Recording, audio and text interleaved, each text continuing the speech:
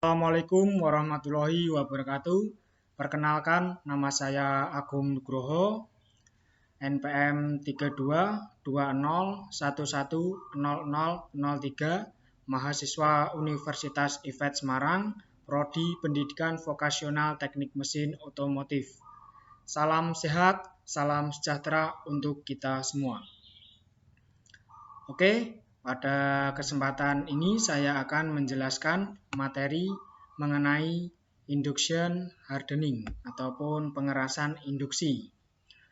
Yang akan saya jelaskan yaitu meliputi pengertian, proses, aplikasi dan bahan, manfaat dan juga batasan induction hardening. Oke, kita simak berikut ini. Oke, untuk yang pertama yaitu pengertian dari induction hardening. Induction hardening adalah jenis pengerasan permukaan di mana bagian logam dipanaskan secara induksi dan kemudian dipadamkan.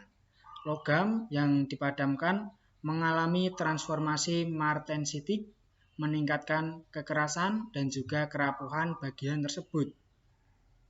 Pengerasan induksi digunakan untuk mengeraskan area bagian atau perakitan secara selektif tanpa mempengaruhi properti bagian secara keseluruhan.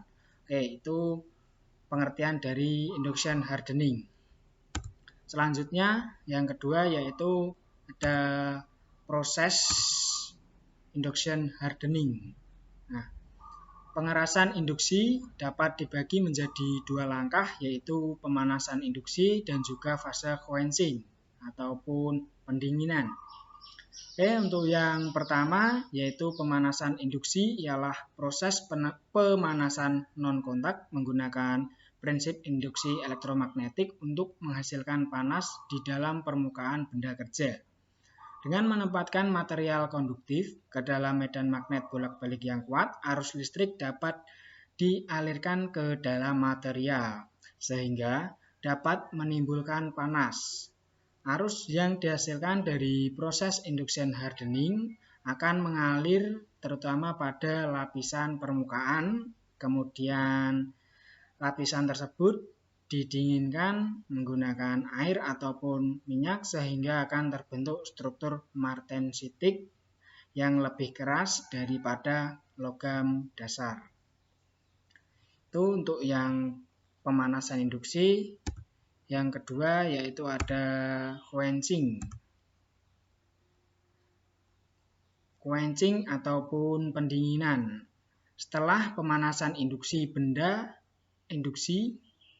akan melalui proses quenching ataupun pendinginan. Artinya bahwa benda kerja setelah melewati proses pemanasan induksi harus segera didinginkan secara cepat menggunakan air dan juga minyak. Quenching dapat memastikan hanya permukaan saja yang mengeras dan panas tidak menyebar ke inti material.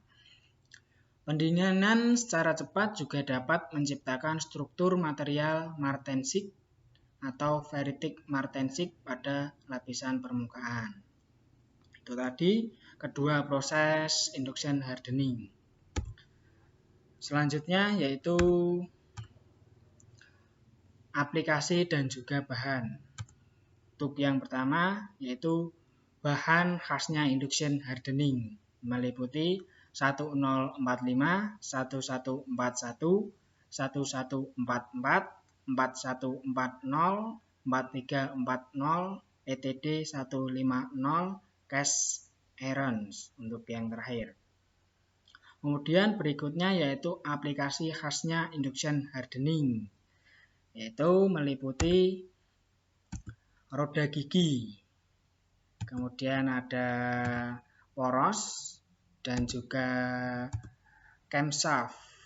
Masih banyak lagi, bukan hanya ini saja ya.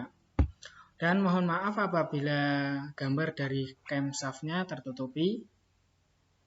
Oke, untuk yang selanjutnya yaitu mengenai manfaat dari induction hardening. Ada beberapa manfaat.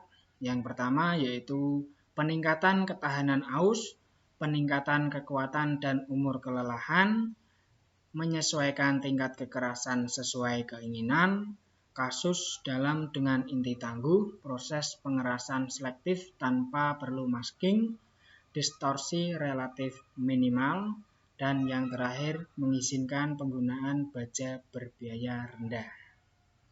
Oke, itu untuk manfaat induction hardening. Untuk yang kelima ataupun yang terakhir yaitu ada batasan induction hardening, yaitu membutuhkan kumparan induksi dan perkakas yang berhubungan dengan geometri bagian. Yang kedua, kemungkinan retak lebih besar dibandingkan dengan kebanyakan proses perlakuan panas.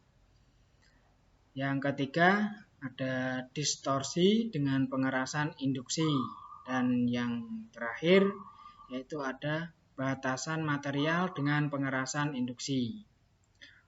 Itu untuk batasan induction hardening.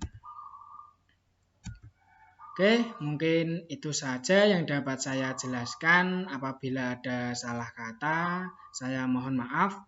Semoga video saya bermanfaat untuk kita semua. Sekian dari saya. Wassalamualaikum warahmatullahi wabarakatuh.